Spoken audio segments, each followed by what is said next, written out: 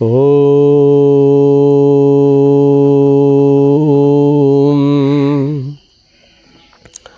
నారాయణ సమారంభాం వ్యాసశంకర మధ్యమాం అస్మదాచార్య పర్యంతాం వందే గురు పరంపరాం. దివ్యాత్మస్వరూపులైన ప్రియ ఆత్మబంధువులారా, మనం కొంతకాలంగా ఈ ఆధ్యాత్మిక ప్రవచనములను జరుపుకుంటున్నాము.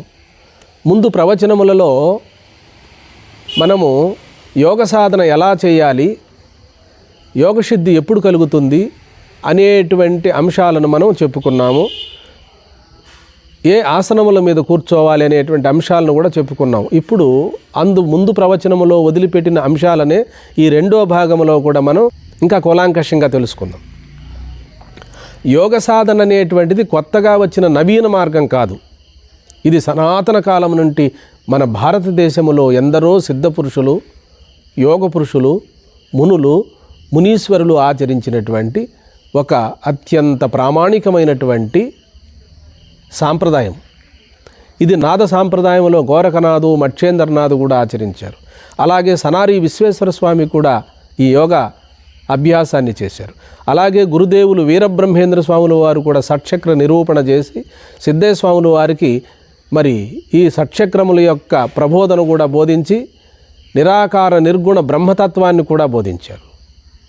ఆదిగా గల మునులు ఎందరో మన భారతదేశంలో ఆచరించి సమాజానికి ఒక చక్కటి సందేశము, నిర్వచనము అందజేశారు.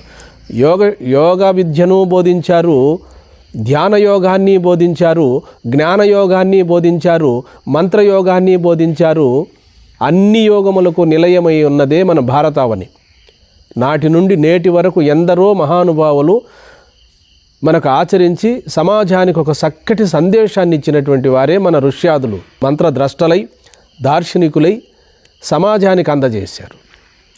ఋషి అనగా అతేంద్రియ జ్ఞానాన్ని సంతరింపజేసుకున్న వారే. ఆ అతేంద్రియ జ్ఞానములో దర్శించిన సత్యాలే వేదము. వేదములలో ఉన్న నిగూఢమైన అర్థాలను కూడా వారు దర్శించారు. మంత్రద్రష్టలై, దార్శనికులై ఉపనిషత్తులను 1180 ఉపనిషత్తులను రచించారు. వేద అపౌరుషేయము, అది పురుషుల చేత రచింపబడినది కాదు. శ్రీమన్నారాయణమూర్తి యొక్క ముఖార బిందముల నుండి ఉచ్ఛ్వాస నిశ్వాసల రూపంలో వ్యక్తమైనది. అటువంటి వేదరాశనంతా కూడా మన వేదవ్యాస మహర్షి 4 వేదములుగా విభజించాడు. 18 పురాణములను, 18 ఉపపురాణములను మనకు అందజేస్తూ వేదములలో ఏ సారాంశము, వేదములలో ఏ రహస్యము, వేదములలో ఏ జ్ఞాన విజ్ఞానం ఉన్నదో అవన్నీ కూడా భారత భాగవత పురాణాలలో మనకు అందజేశాడు. సరాసరి అందరికీ సాధ్యం ఉండదు. వేదాన్ని అధ్యయనం చేయలేరు, ఉపనిషత్తులను అధ్యయనం చేయలేరు. అటువంటి వారికి ఉపనిషత్తుల్లో ఏ అంశాలు ఉన్నవో, వేదములలో వేదాంగాలలో ఏ అంశములు ఉన్నవో అవన్నీ కూడా 18 పురాణాలలో సంక్షిప్తం చేశారు. గురుదేవులు శంకరాచార్యులు వారు కూడా 3 భాగాలుగా సాధకులను విడగొట్టారు. ఉత్తమాధికారులు, మధ్యమాధికారులు, మందాధికారులు, అతిమందాధికారులను 4 కూడా చెప్పారు. కాబట్టి అటువంటి బ్రహ్మసూత్రాలలో, ఉపనిషత్తుల్లో, భగవద్గీతలో ఏ అంశాలు ఉన్నాయో అవన్నీ పురాణాల్లో మనకు అక్కడక్కడ తెలియబడతాయి. విష్ణు పురాణము, వాయు పురాణము, లింగ పురాణము, ఇట్లాంటి పురాణాలు, కూర్మ పురాణము, ఇలా పురాణాలు 18 ఉన్నవి. కాబట్టి ఇవన్నీ కూడా శృతిని అనుసరించే స్మృతులు చెప్తాయి. శృతి అనగా వేదము. వినడమే ఫస్ట్. తాటాకుల గ్రంథాలు లేవు, కానీ ముందు గురువుల ద్వారా విన్నారు, వేదాన్ని విన్నారు మన ఋషులు. తిరిగి ఈనాటి కాలంలో మనకు ఎన్నో గ్రంథాలు పుస్తక రూపంలో వచ్చాయి. కాబట్టి వేదము ముందా, గురువు ముందా అంటే గురువులే ముందు అంటున్నారు. అంటే ఇక్కడ ఆ పరమాత్మే గురువు. ఇక్కడ శ్రీ మహావిష్ణువే జగద్గురువు. ఆయన ముఖార బిందముల నుండి ఉచ్ఛ్వాస నిశ్వాసల రూపంలో వ్యక్తమైనదే వేదము. కాబట్టి వేదము వేదస్వరూపుడు భగవంతుడు. వేదమే పరమాత్మ స్వరూపం, పరమాత్మయే వేదస్వరూపుడు. కాబట్టి పరమాత్మ చెప్పిన అంశాలే ఆ వేదములో ఉంటాయి. ఏమేమి కావాలి, సృష్టి యొక్క భాండాగారం అంతా ప్రళయకాలంలో తనలోనే నిక్షిప్తమవుతుంది, తిరిగి ఉచ్ఛ్వాస నిశ్వాసల రూపంలో వ్యక్తమవుతుంది, గుప్తము వ్యక్తము. కాబట్టి పోతన్న గారు కూడా భాగవతంలో ఇలా చెప్పారు, ఒక పరి జగములు వెలినిడి ఒక పరి లోపలికి గొనుచు నుభయము తానై సకలార్ధ సాక్షియగు అయి అకలంకుని ఆత్మమూలున్ అర్ధితలంతున్. పరమాత్మయే వ్యక్తరూపము, పరమాత్మయే అవ్యక్త రూపము, ఈ వ్యక్తావ్యక్తములకు కూడా సాక్షిగా ఉన్నది ఆ పరమాత్మయే. కాబట్టి ధ్యానము, యోగము, జపము, పూజలు, వ్రతాలు, ప్రార్థనలు ఇవన్నీ కూడా మన భారతావనిలో ఆచరించారు. ఇవన్నీ కూడా మనలను అటువైపు నడిపించేటివి, సోపాన క్రమములే. ఇవన్నీ సరాసరి మనకు ఆత్మజ్ఞానాన్ని అందజేయలేవు. ఇవి కర్మలు కాబట్టి సత్కర్మలు. సత్కర్మల యొక్క బలం ఎంతవరకు ఉంటుంది? మనోపరిపక్వత వరకే ఉంటుంది, లేదా పుణ్యాన్ని మనకు అనుగ్రహిస్తాయి. పుణ్య పరిపాకం వల్లనే సద్గురువు లభిస్తాడు. సద్గురువు ద్వారా ఆత్మానాత్మ విచారణ చేసుకొని ఆత్మస్వరూపుడై మిగిలిపోవడమే ఇందులో ఉన్న పరమార్థం. కాబట్టి ధ్యానం ఎప్పుడు సిద్ధిస్తుంది అంటే దర్భాసనం మీద కానీ సుఖాసనం మీద కానీ పరుచుకొని కూర్చోవాలి. కూర్చొని 3 గంటల కాలం ఎవరైతే కదలకుండా వయసులో ఉన్నటువంటి వారు, యువకులుగా ఉండేటువంటి వారు కదలకుండా కూర్చుంటారో వారికి ఆసన సిద్ధి కలుగుతుంది. ఆసనం సిద్ధించిన తర్వాత శ్వాస బంధనం జరుగుతుంది. శ్వాస ఎక్కడ పుట్టిందో అక్కడ ఆగిపోతుంది. ఆగిపోయినప్పుడు మనసు నిశ్చలమవుతుంది, ఏకాగ్రత కలుగుతుంది. ఏకాగ్రతలో అనేక జన్మల్లో చేసిన పాప సంస్కారాలన్నీ నిర్మూలనమై పుణ్య సంస్కారాలు పెంపొందింపజేసుకొని చెడు సంస్కారాలు నిర్మూలన కలుగుతాయి. అప్పుడు అంతఃకరణ శుద్ధి కలుగుతుంది. గురువులు శాస్త్రములు చెప్పినటువంటి ప్రజ్ఞానం బ్రహ్మ, అహం బ్రహ్మాస్మి, తత్వమసి, అయమాత్మా బ్రహ్మ అనే మహావాక్యములు సులభముగా స్వానుభవములోకి వచ్చేస్తాయి. కాబట్టి ఏ రోజుటికైనా మానవుడు తెలుసుకోవాల్సిన ఏకాంశం ఏమిటి అనగా పరమాత్మనే.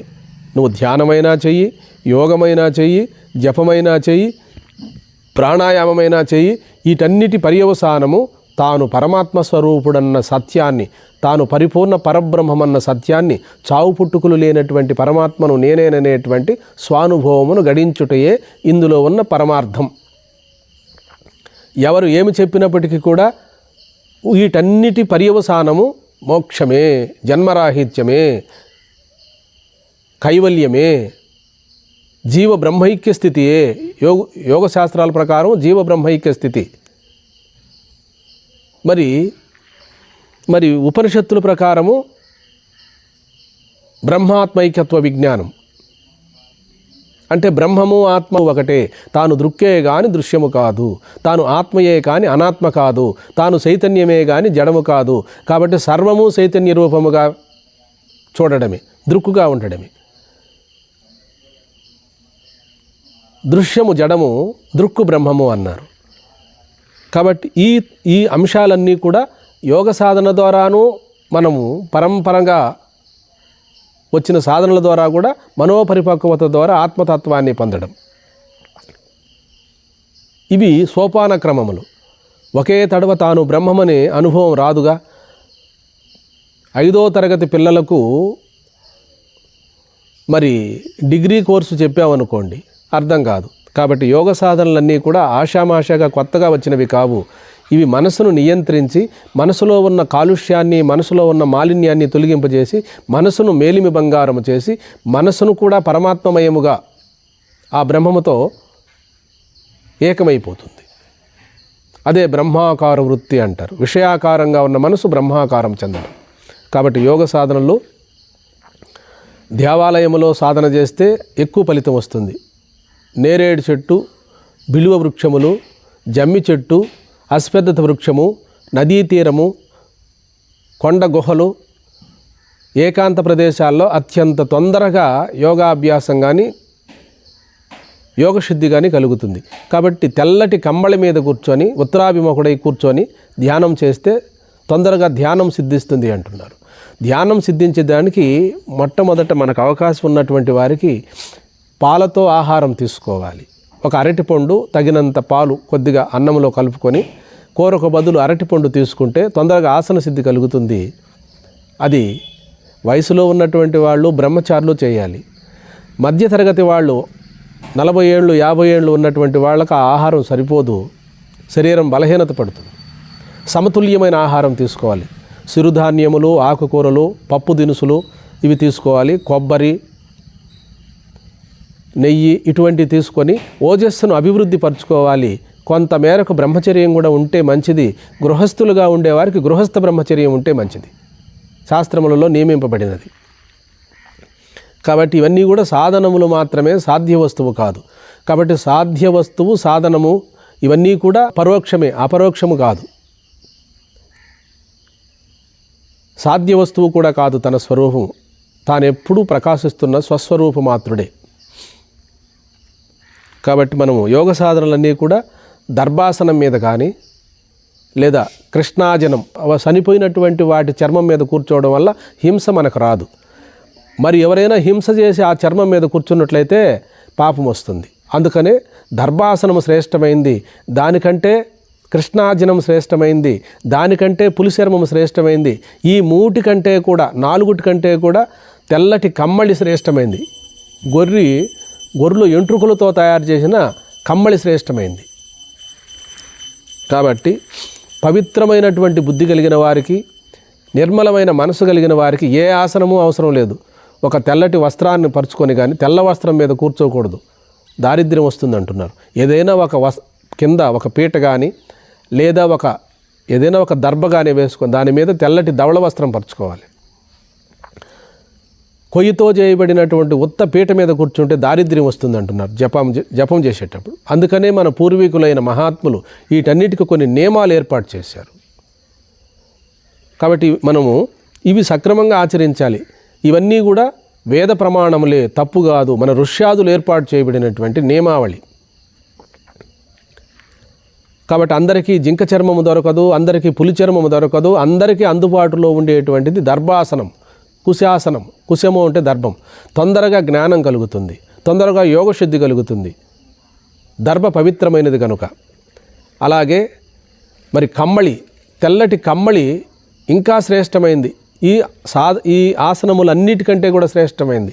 కింద కమ్మళి పరుచుకొని దాని మీద సుఖ స్థిరాసనం ఉత్తమం అన్నాడు పతంజలి మహర్షి. కాబట్టి యథేచ్ఛగా మనసును కాసేపు వదిలేయాలి. ఏ విషయములు ఎందు మనసు పరిగెడుతున్నదో వాటి ఎందు సాక్షిగా మనం వీక్షణ చేయాలి, చూడాలి, గమనించాలి. అప్పుడు మనోవృత్తులకు సాక్షిగా ఉన్నది మనమే. బయట అనేక విషయాలను కూడా గమనిస్తూ ఉంటాం, అవన్నీ కూడా చూస్తున్నది మనమే, మన మనసే. కానీ మనసుకు కూడా సాక్షిగా ఉన్నది మనమే. విషయముల కంటే ఇంద్రియములు, ఇంద్రియముల కంటే మనసు, మనసు కంటే బుద్ధి, బుద్ధి కంటే ఆత్మ శ్రేష్టమైనది. ఇంద్రియాణి పరాణ్యాహు ఇంద్రియభ్య పరం మనః మనసస్తు పరాబుద్ధి యో బుద్ధే పరతస్తు సహా అన్నాడు గీతాచార్యుల వారు భగవద్గీతలో. కాబట్టి ఇవన్నీ కూడా మెల్లమెల్లగా మనం అవగతం చేసుకొని యోగ సాధన సిద్ధి అయినప్పుడు గుర్తించాలి. మీరు కేవల కుంభకం సిద్ధిస్తుంది. ఎంతసేపు కూర్చున్నా ఆయాసం ఉండదు, బడలేకుండదు. మరి 1 నిమేష కాలం అవుతుంది, 3 గంటల కాలం. 3 గంటల కాలం కూడా 1 నిమిష కాలం అవుతుంది. 24 గంటలు కూడా 1 క్షణకాలంగా గోచరిస్తుంది. ఎప్పుడు ఎంత పెద్ద దుఃఖం వచ్చినా, ఎంత పెద్ద బాధ వచ్చినా యోగశుద్ధి కలిగిన వారు చలించరు. శ్వాస రహితం, శ్వాస మందంగా నడుస్తుంది. కోరికలు చాలా వరకు తగ్గిపోతాయి. అటువంటి వారి యోగశుద్ధి కలిగిందే కానీ జ్ఞానశుద్ధి కావాలి. ఇప్పుడు యోగం సిద్ధించింది, ఎంత మేరకు పరోక్షంగా యోగం సిద్ధించిందే కానీ జ్ఞానయోగములు రెండూ కావాలి సాధకుడికి. జ్ఞానము కావాలి, యోగము కావాలి. యోగము అనగా చిత్తవృత్తులను అణసి పెట్టడం, జ్ఞానము అనగా చిత్తవృత్తులకు సాక్షిగా ఉండి నాకెప్పుడు మనసు కానీ బుద్ధి కానీ చిత్తము కానీ లేనటువంటి నిర్వికల్ప నిరామయమైన సచ్చిదానంద స్వరూపమే నేను అని చెప్పి ఆ బ్రహ్మాకార వృత్తిలో, ఆ బ్రాహ్మీ స్థితిలో ఉండడమే యోగ జ్ఞానము. యోగ జ్ఞానముల రెండు యొక్క ఫలితం. అదే జ్ఞానావస్థ, అది అవస్థ కాదు, ఇంకా తాను బ్రహ్మమే.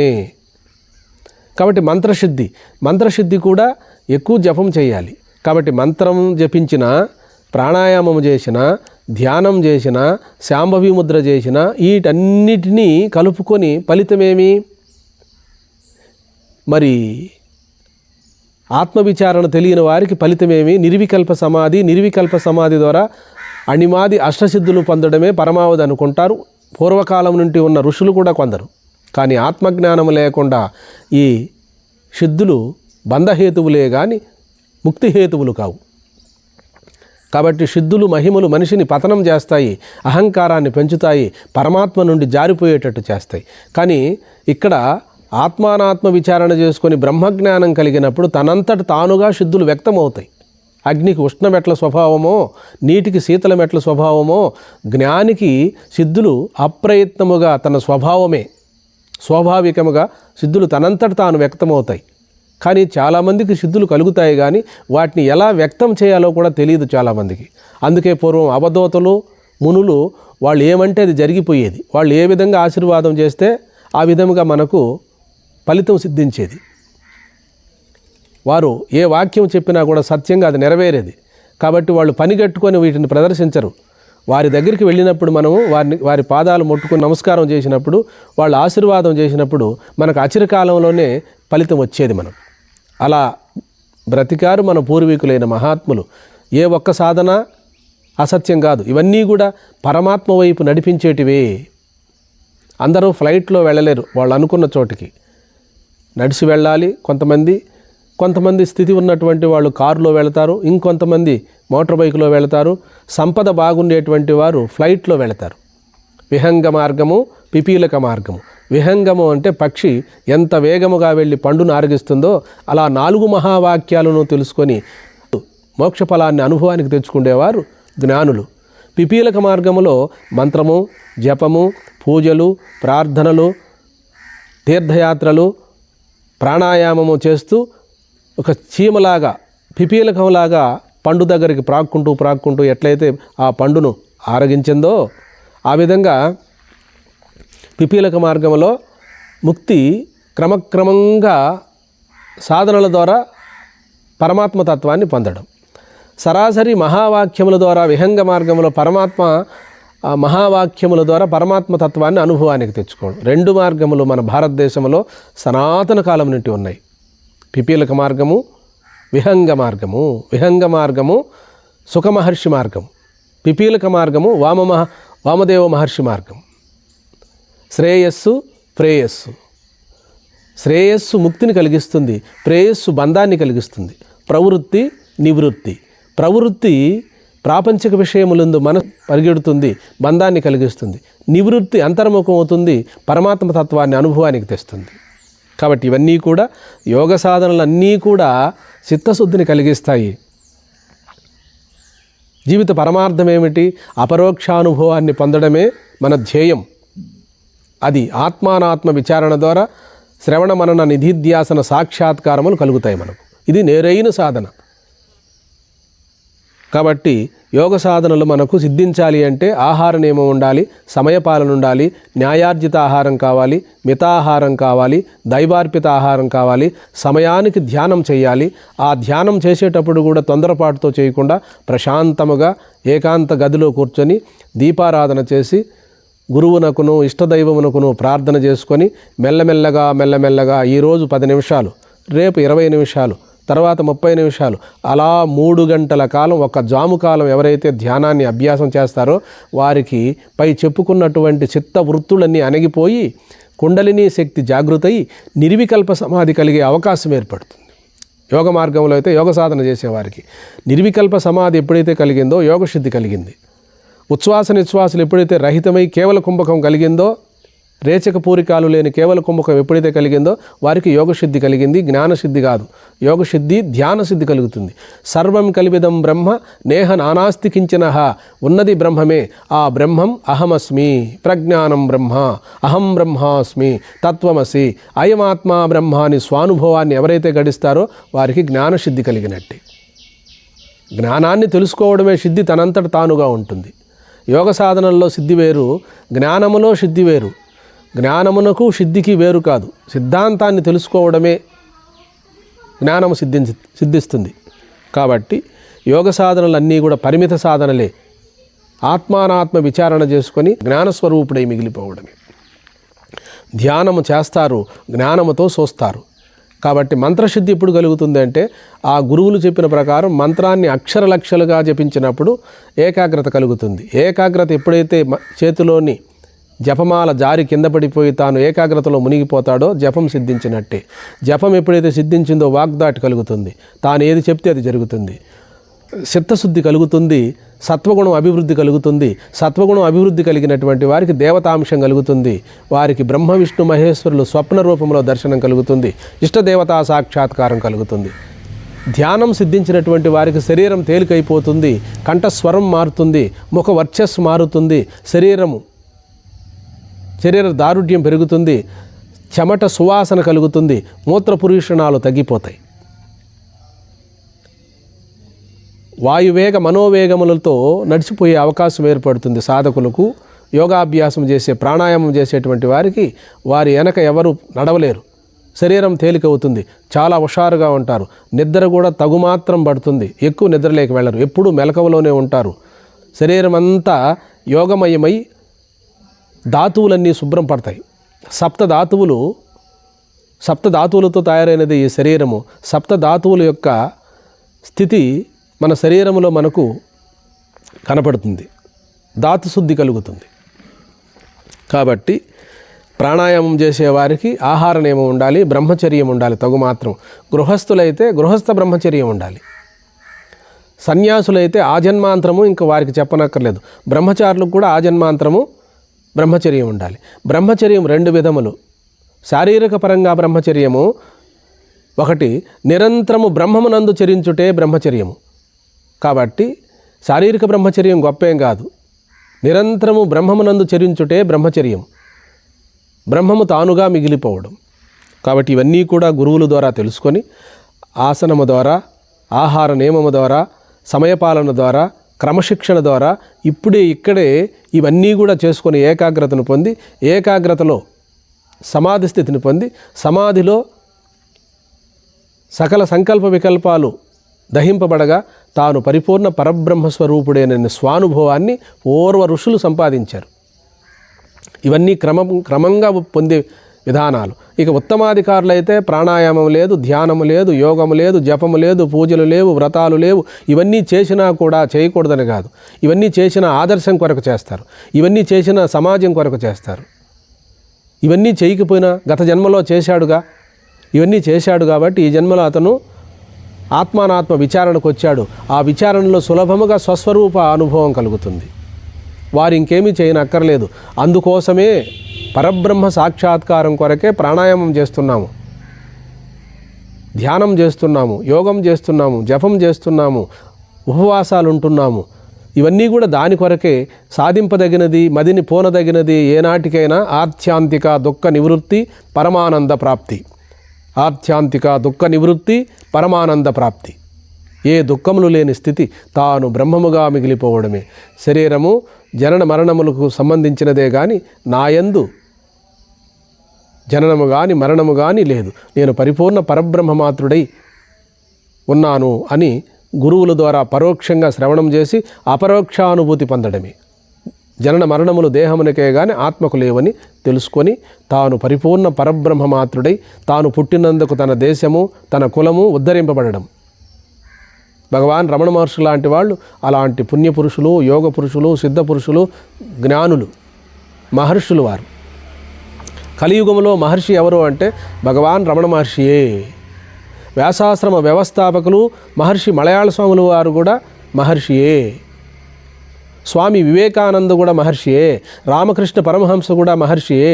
మహర్షి అంటే ఇంద్రియములను జయించి అతీంద్రియ జ్ఞానాన్ని సంపాదించుకుని సత్యాన్ని ఆవిష్కరింపజేసుకొని సత్యాన్ని దర్శించి సత్యస్వరూపులై మిగిలిపోయినారు. అటువంటి వారి కోవలో మనం వచ్చాం. మన అందరికీ కూడా అటువంటి సామర్థ్యం ఉన్నది. అందరూ అర్హత పొందిన వారే, ఎవరు అల్పులు కానీ అజ్ఞానులు కానీ కారు. అందరూ కూడా పరిపూర్ణ స్వరూపమే. కాబట్టి ఈ స్థితిని మనం అందరము అనుభవానికి తెచ్చుకోవాలి. సర్వే జనాః సుఖినో భవంతు, లోకా సమస్తా సుఖినో భవంతు. హరి ఓం.